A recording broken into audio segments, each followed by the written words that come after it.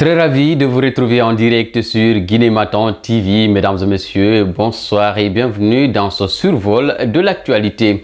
Toutes les élections vont-elles se tenir cette année en Guinée pour le retour à l'ordre constitutionnel? C'est impossible, répond le porte-parole du gouvernement guinéen ce mercredi lors d'un déjeuner de presse à Conakry. Il y a un certain nombre de choses qu'on ne peut pas anticiper. Il y a d'abord quelque chose de spécifique qui va être mis en place, un cadre juridique pour encadrer l'organisation du référendum. Et une fois la Constitution adoptée, elle va décliner les différentes institutions et lois organiques qui vont être issues d'elle pour permettre d'y aller, a justifié le ministre Ousmane Gawal Diallo. Et puis, l'ancien directeur général de la Banque nationale d'investissement de Guinée a comparu ce mercredi devant la chambre de jugement de la Cour de répression des infractions économiques et financières.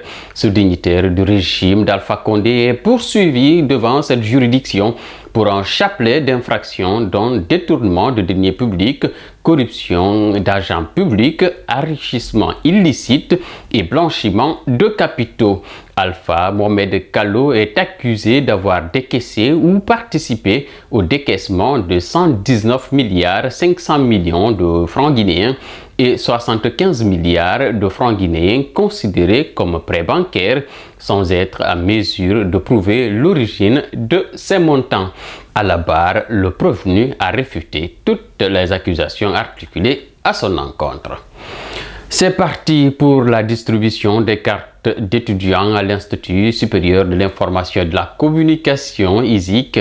Le ministre de l'Enseignement supérieur, de la recherche scientifique et de l'innovation a procédé ce mercredi à la remise officielle de ces cartes dans cette institution d'enseignement supérieur. Plus qu'un élément d'identification pour les étudiants, ces cartes ont d'autres fonctionnalités, notamment l'assurance vie et l'accès aux sources de documentation à la bibliothèque. Un jeune lycéen a perdu la vie dans un accident de la circulation ce mercredi à Kuntia, dans la commune de Sanoya.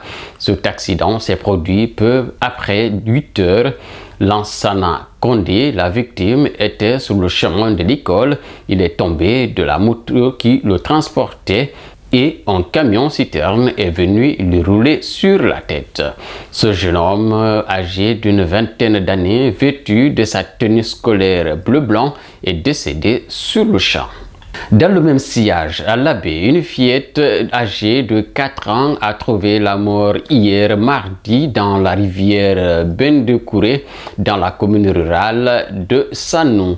La victime, Fatoumata Diarra Diallo, se serait noyée dans ce cours d'eau qui arrose le jardin de sa grand-mère. Le parquet du tribunal de première instance de Labé a été saisi de l'affaire et une enquête a été ouverte pour élucider les circonstances dans lesquelles cette fillette a perdu la vie. Déjà, sa grand-mère âgée de 75 ans, un jeune qui était avec la victime dans ce jardin et le chef du secteur de Nyaria qui abrite la rivière Bendekouré ont été convoqués à la police pour y être entendus.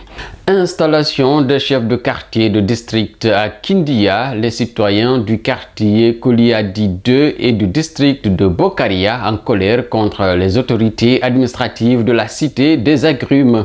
Ce mercredi, ces citoyens ont pris d'assaut la mairie de Kindia pour exiger le respect de leur choix et l'installation rapide à la tête de leur localité des personnes qu'ils ont désignées dans leur liste. Face à cette situation, Elhadj Django Cissé, le président de la délégation spéciale de Kindia, a tenu à rassurer les manifestants de sa détermination à respecter leur choix. Ceux qui sont aimés, ce sont ceux qui seront installés. S'il plaît à Dieu, d'ici dimanche, tout le monde sera installé et nous allons respecter le choix des gens pour éviter les frustrations, a-t-il déclaré. C'était tout pour ce flash d'infos sur Guinée Matin TV. Merci de la fidélité et à bientôt.